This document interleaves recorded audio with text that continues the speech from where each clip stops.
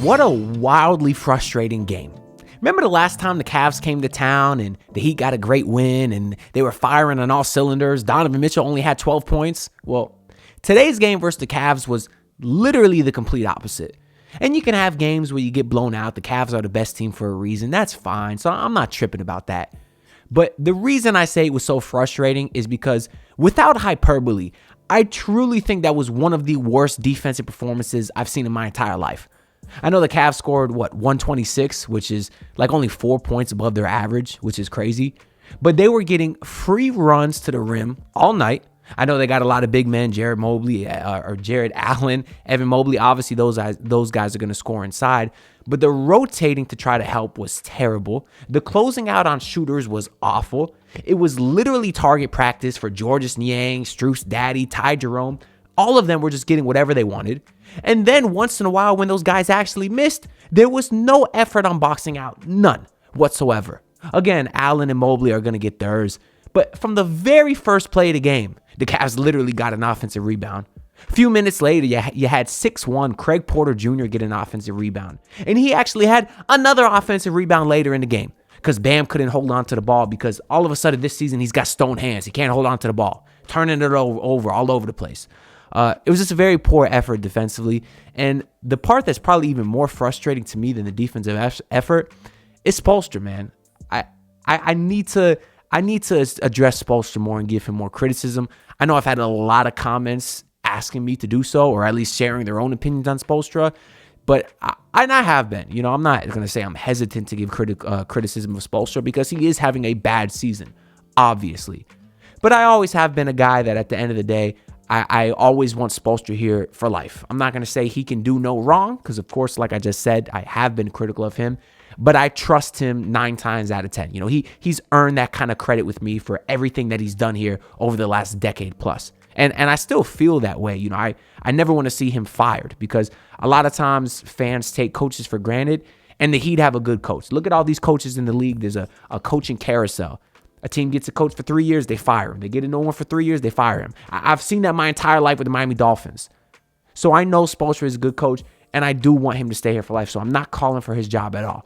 But I just said all of that to say that his incompetence this season is quite literally unreasonable. It's ridiculous.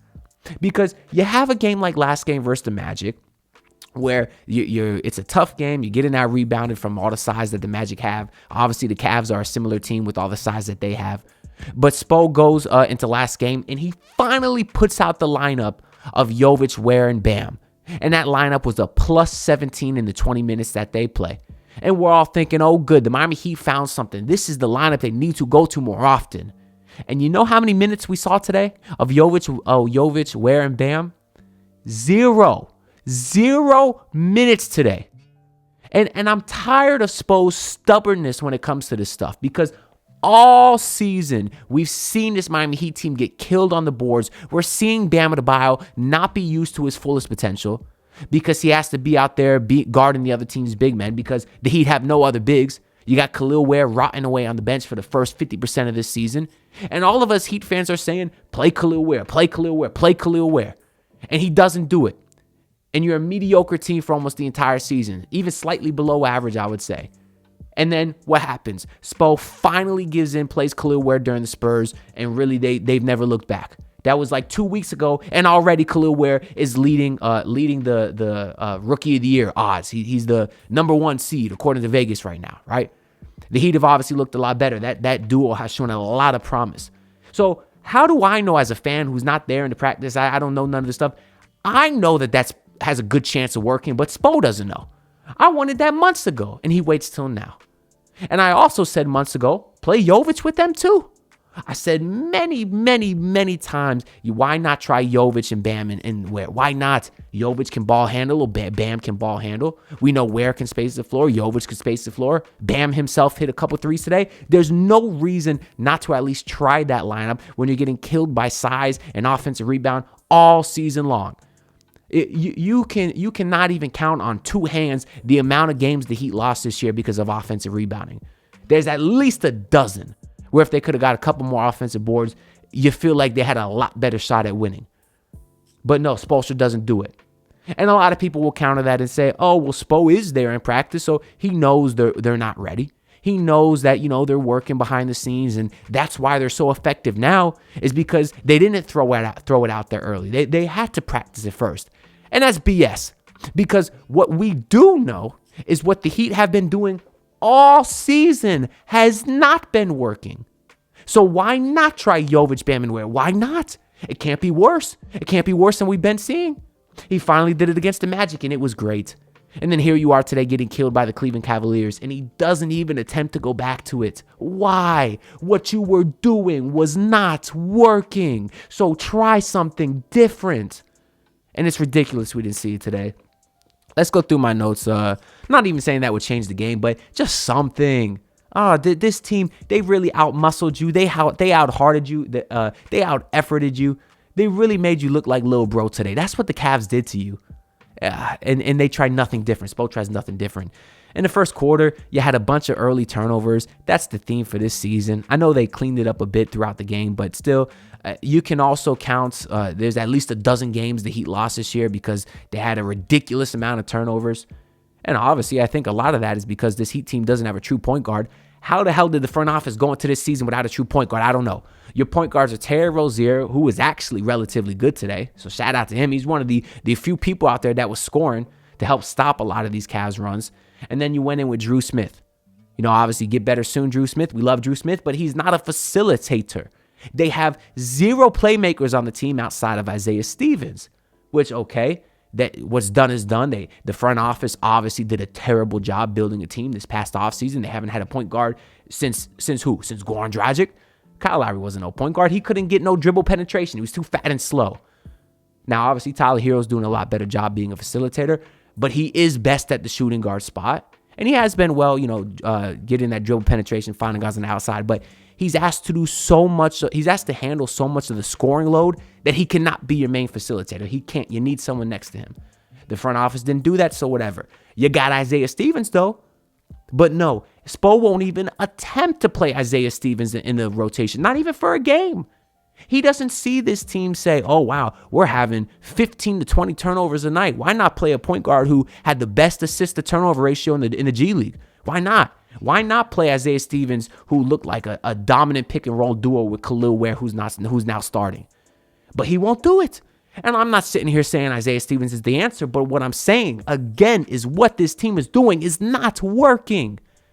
And Spoelstra refuses to try something different. Because it's been the same story with all these games every year. You're getting killed in the inside. You're killed on the offensive glass and too many turnovers. That's been the story for this team all year, and Spo refuses to try something different. You know what he tried different today? He played Jaime Jaquez. He was back from his illness. Jaquez started the first half. He was not good because he's continuing a pretty lackluster season. So in the second half, Spo played Pelle Larsson all of Jaime Jaquez's minutes. And Pelle Larsson was awful. He was getting absolutely torched by Donovan Mitchell, which fine. Pelle Larsson's a rookie. Donovan Mitchell is very good. I know Pelle did draw an offensive foul on Donovan Mitchell. That was pretty cool to see from the rook. But Donovan Mitchell saw Pelle Larsson as food and went to work, was unstoppable, was doing whatever he wanted in there, getting in the paint, step back threes wide open, not contested at all. But for Spo to not attempt to try anything different, again, the most frustrating thing, you have Bam Adebayo, who is one of the best perimeter defenders in the entire league. We've seen him guard Curry and Dame and Luka and Kyrie and everyone. The list goes on and on. So why not put Jovic and Ware out there to guard Mobley and Allen and then put Bam on Donovan Mitchell? Then see if Donovan Mitchell is doing whatever the hell he wants out there.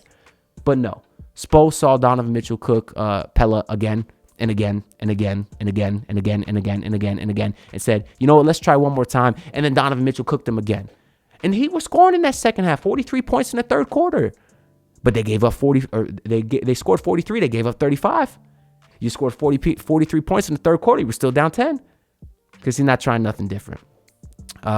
Early in that first quarter, Bam Adebayo, I just wanted to note, he got stripped by Georges Niang while trying to post up. Oh, his post game is awful. Forget the threes in the offseason, Bam. Work on your post game.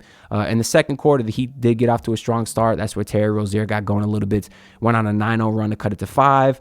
But then Jaime Jaquez came in. They're trying to use him as a floor spacer. Why even play Jaime Jaquez if you're having him sit in the corner? Doesn't make any sense. They were not guarding him at all. It was ruining the entire spacing, and Jaime wasn't hitting anything. And as well as Terry Rozier was, every time the Heat went on a run, he was there to turn the ball over or do something stupid. If he was being effective attacking, getting to the rim, why settle? He had one play where he had old-ass Tristan Thompson on him, and he took a step-back three. I could take Tristan Thompson off the dribble. Now, I can't, but I could probably get really close. So that tells me that Terry Rozier could have. But no, he settles for a step-back three. Khalil Ware was awful today, was providing no rim deterrence whatsoever inside.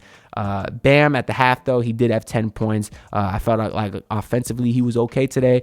He had a couple of nice dunks. They were looking for him inside. But the Cavs went on, ended the second quarter on a 19-7 run. So the Heat were still down 18.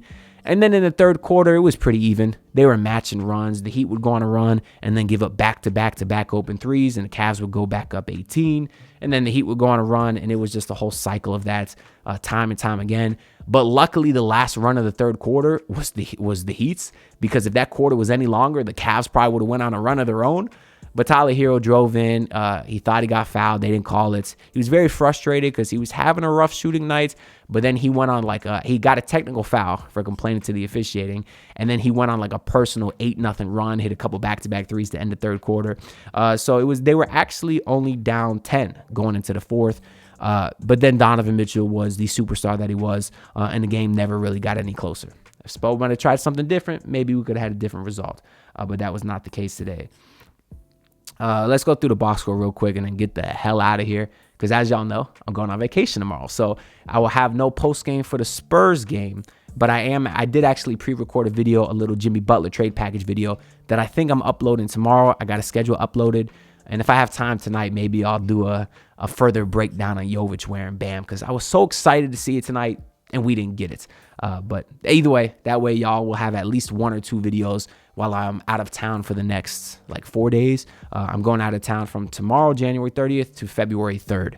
So if any Jimmy Butler news breaks, I'm going to have to break out the phone so we can get a live reaction. But either way, the trade deadline is February 6th. So hopefully Pat Riley at least waits until then to make a move. But for the box score today, funny enough, Hayward Highsmith had 12 points. 10 of those was in the first 3 minutes of the third quarter. That's part of the reason the Heat were able to go on that run that they did. Bam Adebayo, 21-9, 7-13. I really like those numbers, especially considering the difficult defense he was going up against. Khalil Ware, 2 of 6 today, 1 of 4 from 3. I'm not going to be too hard on him because, he's having an awesome rookie season. But tonight was a tough one. It's a good learning experience to know what it's like going against some really, really good size and just a very smart defensive IQ basketball player in Jared Allen. But Khalil Ware will learn. I think he'll be better. Duncan Robinson today didn't shoot super great. And Hero did overcome a rough shooting day to finish with 22, 5, and 6. 9 of 20 from the field. So they do vote for All-Star, or they do announce the All-Star reserves tomorrow, I believe. I think it's East and West tomorrow. I'm not too sure. But either way, I'll be tuning in or at least checking Twitter because I hope Hero made it, man. He really, really deserves it. I think voting actually closed yesterday, which is good because the game before that is where Hero had 30 and 12 versus the Magic. So hopefully that was enough to give Hero the little bit of boost that he might need to get in because he's going to basically be competing with Cade and LaMelo and Tyrese Halliburton and Tyrese Maxey and Damian Lillard. So there's some stiff competition for those 4 guard spots that's remaining for the reserves. But I hope he gets in. Shout out to Scary Terry today, man. 61% from the field, 8 of 13, 22 points. They needed that. I'm not saying give me 22 points every game. Just give me some more efficient shooting, Terry, and I won't have such a big problem with you. Nikola Jovic today didn't shoot super efficient, but he had 11 and 5. And then, Jaime Jaquez played 6 minutes, Pelle Larsson 13. So neither of those guys was really all that effective. And on the Cavs side, Evan Mobley 22 and 15. 10 to 15. He cooked his matchup. And then Mitchell had 34. So that's basically your game. Of course, I didn't even really mention the Heat's poor three-point shooting. They did finish 15 to 43 from 3. That's 35%, which is a little below average. But for most of the game, they were in the 20%. The three-point shooting this season has been terrible. I'm hoping that kind of averages out as we get to the second half of the season because I don't think they're as bad a three-point shooting team as they've been. But anyways, that's really all I got to say for this video. Make sure y'all like and comment. I'll be reading everybody's comments down below. The next game, it's nice though, because they actually have 2 days off, and then they play the Spurs. So just like we saw Ware, kind of Kalu Ware's coming out party, we'll have another chance to go against Wembanyama to kind of have a bounce back game. So I'm very, very excited to see how that's going to go. But then after that game, I think they have another 2 days off. So while I'm away, I'll only be out of town for 1 game. So I mean, I'll still be watching. I'll still be keeping up. But again, probably no post-game video.